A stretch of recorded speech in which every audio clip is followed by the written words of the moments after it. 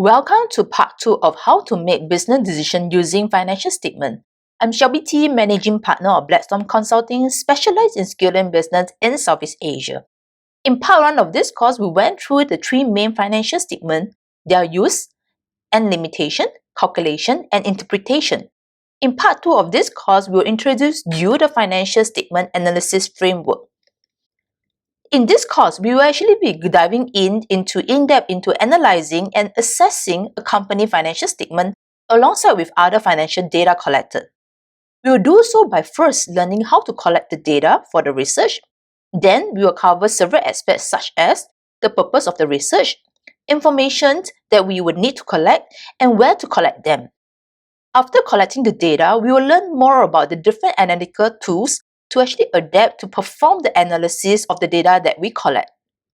It will cover both the vertical and horizontal analysis. Lastly, we will utilize the data and making sense of it to assist you in your decision making. I'll see you in the next video introducing the framework that we have been using throughout this course.